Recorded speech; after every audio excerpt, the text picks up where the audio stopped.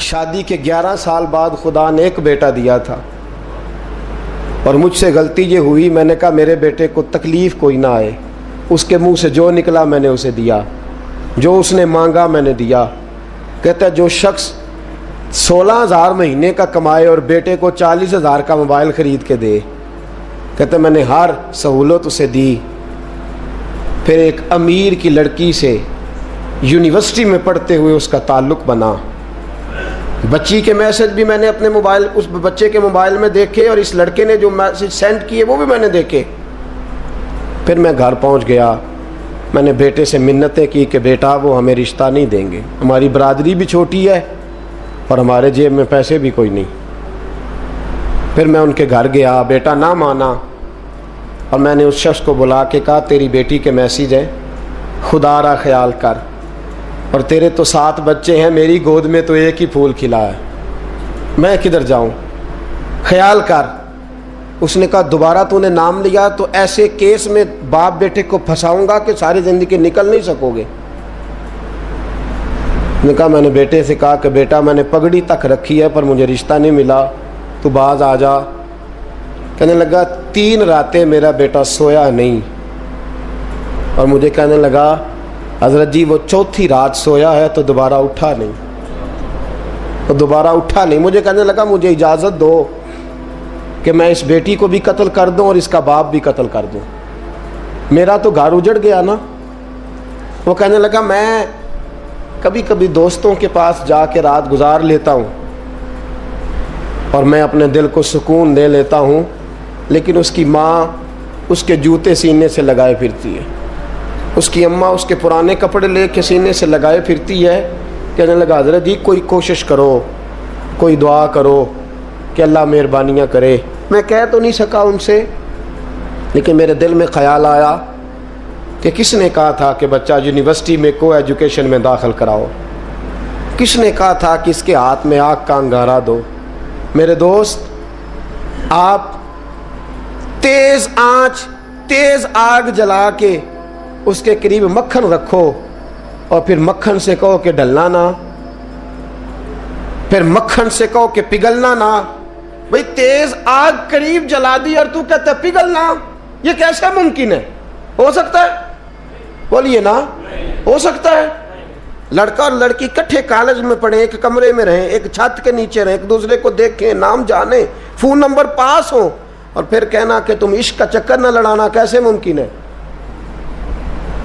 اور بڑے سیانے بندے کہتے ہیں حضرت صاحب اعتماد ہونا چاہیے اولاد پہ۔ میرے نبی پاک کو اپنی بیویوں پہ اعتماد نہیں؟ عبداللہ ابن مکتوم نابینے سے ابھی آئے ہیں تو حضور نے فرمایا پردہ کر لو، حضور کو اعتماد نہیں؟ مصطفیٰ سے پاک گھر کسی کا ہو سکتا ہے؟ فرمایا پردہ کر لو، نقاب ڈالو۔ سونے وہ تو نابینا ہے، فرمایا تمہیں تو نظر آتا ہے نا، ڈالو نقاب۔ یہ اعتماد ہونا چاہیے۔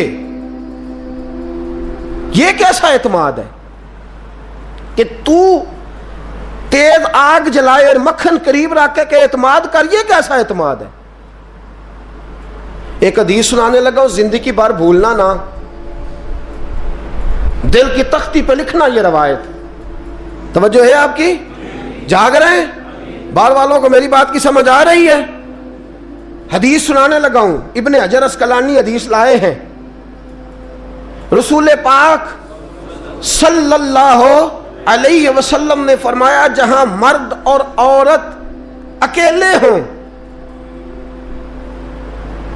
وہاں تیسرا شیطان ہوتا ہے۔ یہ تو پہلے بھی سنے ہوں گے نا اتنے لفظ، اس سے آگے ہیں ابن حجر حدیث کے لفظ لائے۔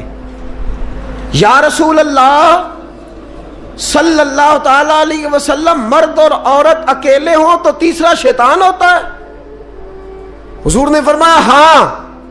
عرض کی حضور اگرچہ وہ نیک ہوں، جاگ رہے نا آپ لوگ، اگرچہ وہ جہاں مرد اور عورت اکیلے ہوں وہاں تیسرا شیطان ہوتا ہے۔ حضور اگر وہ نیک ہوں لکھ لو دل کی تختی پر، میرے رسول نے فرمایا اگر عیسیٰ کی ماں مریم بھی ہو اور زکریا کا بیٹا یحییٰ بھی ہو تو میں ان دونوں کو بھی اکیلا بیٹھنے کی اجازت نہیں دے سکتا. فرمایا عیسیٰ کی ماں مریم جو رہی مسجد میں، پلی مسجد میں، جس کی پاکیزگی کا اعلان قرآن کر رہا ہے، عیسیٰ کی ماں مریم. اور فرمایا یحییٰ صرف نبی نہیں، نبی کے بیٹے بھی ہیں، زکریا بن یحییٰ. فرمایا اگر یہ دونوں بھی ہوں، ایک نبی ہو اور ایک ولی ہو، مریم اور یحییٰ بھی ہو، مریم اور زکریا بھی ہو، فرمایا میں ان کو بھی اکیلے بیٹھنے کی اجازت. تو کس نیکی اور پرہیزگاری کی بات کرتا ہے؟ تو کیسا پیر ہے اس کے پاس تنہائی میں بیٹھ کے بی بی اپنا دکھڑا سنا رہی ہے؟ تو کیسا مفتی ہے؟ اٹھا کے لے جا طریقتیں شریعتیں اور جا کے سنبھال لے اپنے جبہ اور دستار میں. وہ کوئی جبہ اور دستار نہیں، وہ گند ہے. اس لیے کہ جو نبی مریم سلام اللہ علیہا کو نبی کے پاس بیٹھنے کی اجازت نہیں دے رہے، وہ پیر کس بات کی مولی ہے جو بیبیوں کو بغیر پردے کے سامنے بٹھاتا ہے اور تنہا بی بی کہتی ہے میرا دکھ سن لے؟ کس نے اجازت دی ہے؟ اور پھر کہنا تماشا لگ گیا، سٹنڈ لگ گیا. یہ شریعت بیان کر رہا ہوں، رسول اللہ کا فرمان بیان کر رہا ہوں، اور اس سے آگے ہمیں کسی دلیل کی ضرورت بالکل نہیں ہے. پتہ نہیں باپ کو کہ میرا بیٹا کیا کر رہا ہے. اندھی ہے وہ ماں جس کی بیٹی سارا دن نیٹ پہ بیٹھی رہتی ہے، اس کو خبر نہیں کیا ہو رہا. اور جب آگ گلے تک آتی ہے نا، داڑیاں جب جلنے لگتی ہیں تو ہمیں خیال آتا ہے یہ کیا بن گیا. اور جب ماں کا دوپٹہ کھینچنے لگتا ہے نا سگا بیٹا کہ چل میرا رشتہ مانگ، پھر اس کو پتا چلتا ہے کہ یہ تو معاملہ ہی بڑا خراب کر لیا میں نے. میرے دوست، جوانی زیادہ پیسے کمانے کا نام نہیں. اگر تو قیمتی کپڑے پہنتا ہے تو تو جوان نہیں. تو 50 کلو وزن بائیں ہاتھ سے اٹھا لیتا تو تو جوان نہیں. اگر تو ڈگریوں کا ڈھیر لگایا ہے اور تیرا دراز اور الماری بھر گئے ہیں تو تو جوان نہیں. اور اگر تو نے اپنے خاندان اور معاشرے میں اونچا افسر بن کے نام کما لیا تو جوان نہیں. جوان اس کو کہتے ہیں جس کی جوانی پاکیزہ ہوتی ہے. جوان اس کو کہتے ہیں جس کی نظر جھکی ہوئی ہوتی ہے. جوان اس کو کہتے ہیں جو حیا کا پتلا ہو. جوان اس کو کہتے ہیں جو شرم کا پیکر ہو. جوان اس کو کہتے ہیں جس کی نظر سے معاشرے کی بہو بیٹیاں بچی ہو. جوان وہ ہوتا ہے، جوان بھی ہو پاکیزہ بھی ہو، جوان وہ ہوتا ہے کہ میرے رسول پاک نے فرمایا صبح قیامت اللہ عرش کے سیدھے جانب جوان کھڑا کرے گا. 30 سال کا جوان، چڑھتی جوانی، خوبصورت آنکھیں، روشن چہرہ، اس کا وجود طاقت والا. نبی آگے بڑھ کے پوچھیں گے یا اللہ یہ کون ہے جو تیرے دائیں جانب کھڑا ہے؟ اللہ فرمائے گا یہ وہ جوان ہے کہ خوبصورت عورت نے اسے کہا تھا میرے ساتھ منہ کالا کر لے، پر اس نے نظر جھکا کے کہا تھا انی اخاف اللہ. نہ بھائی میں تو اپنے اللہ سے ڈرتا ہوں. فرمایا یہ پاک جوانی والا ہے، یہ حاجی نہیں، نمازی نہیں، یہ ولی نہیں، یہ صوفی نہیں، یہ وہ نہیں جو غوث زمان ہو، قطب دورہ ہو، پیر طریقت نہیں، مفتی وقت نہیں. یہ خالی جوان ہے پر پاک جوانی لے کے آیا ہے. یہ خالی جوان ہے پر پاکیزہ جوانی لے کے آیا. یہ خالی جوان ہے پر اس کی نظروں میں حیا بڑی ہے. یہ پاک، یہ کیا تماشا لگ گیا عشق کا چکر. اور آج جتنی مصیبتیں کھڑی ہوئی ہیں اس عشق مجازی کے روگ نے کھڑی کر دی ہیں. ہر جوان، ہمارا ایک بچہ تھوڑے دن پہلے اس علاقے کا محمد طیب نام کا شہید ہو گیا. وہ ایک کونے میں رہنے والا، ایک محلے میں ایک چھوٹے سے کونے میں رہنے والا بچہ تھا نا. میرے ساتھ دوست موجود ہیں. صبح سے لے کر ساری رات میں افسوس کرتا رہا میں جنازے میں کیوں نہیں گیا، میں جنازے میں کیوں نہیں گیا. وہ بچہ پاک فوج کا وہ شہادت اختیار کر گیا تو فخر سے سر بلند کر گیا اپنا. لیکن جو بی بی کے لیے ساری رات روتے رہتے ہیں وہ شہید ہو سکیں گے؟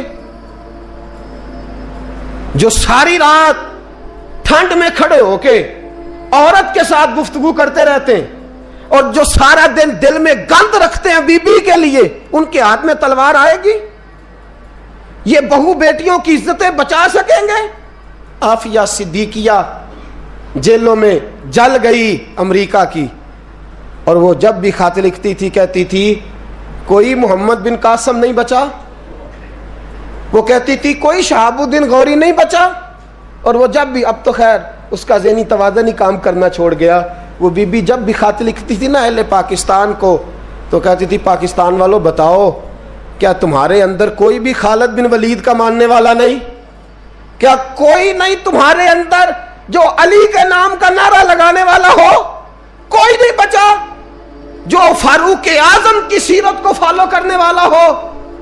कोई लाओ जिसके हाथ में तलवार हो और मुझे समझ आए कि ये वो है जो हसन और हुसैन का नाम लेने वाला है। कोई नहीं बचा, इसलिए कि गंदगी दिमाग में, गंदगी दिल में, गंदगी रूह में। तू इस काम के लिए आया था? तू गंद बके, गंद बोले, गंद लिखे मोबाइल पे, डबल MA करके मैसेज नहीं लिखना आता, और बच्चे 8वीं में भाग गए हैं और पता नहीं कहां से तरीका सीखा मैसेज करने का। चेहरा किसी तरफ है और इधर message tip tip tip tip हो रही है। हया करो, याद रखो तुमने अल्लाह रसूल की बारगाह में खड़ा होना है। इमाम हसन और हुसैन पता कौन है? सैयदुल शुबाब आहले जन्ना, जन्नती जवानों के सरदार हैं। किन के? जन्नती बाबों के नहीं, उनके सरदार हजरत उमर फारूक और हजरत अबू बकर सिद्दीक है।